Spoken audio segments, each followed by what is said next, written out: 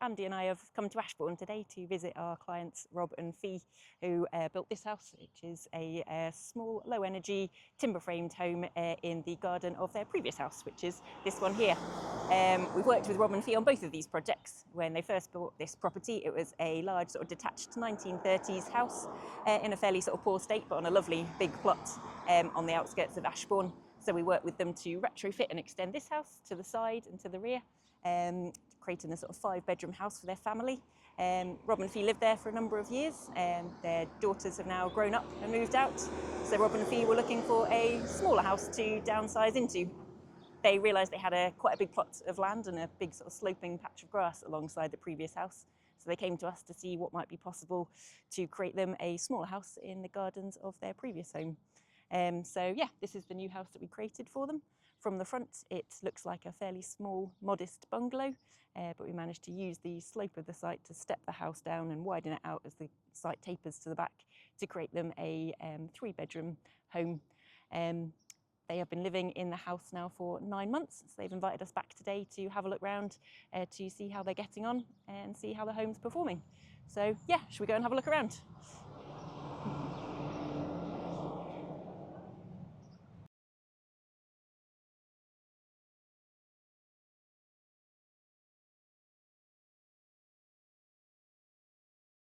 Most of the top floor is an open plan space. So at the back we have the living area, which opens up to the beautiful views across the Derbyshire countryside, which is really what we wanted to sort of capture in this house, and the benefit of it being an upside down house. And then as you come round, we have a dining area and kitchen to the front as well. So the front of the house is south facing, so we knew we were getting quite a lot of sunlight coming into the kitchen at the front. And the back of the house is north facing, so we knew there's potential for sort of heat loss across the back of the house as well.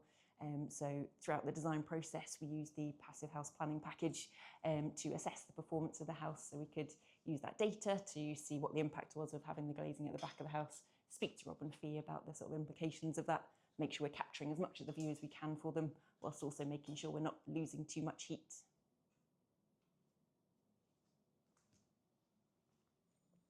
Rob and Fee have recently installed the Sedum roof on top of the flat roof area, which you can see covers part of the lower ground floor, which is why it goes out to the back slightly and steps out to the side.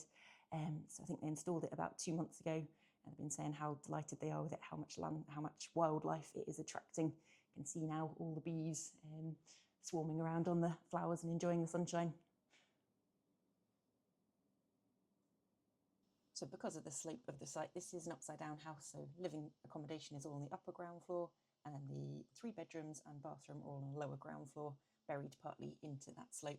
So you come down into this landing space which connects all those rooms together.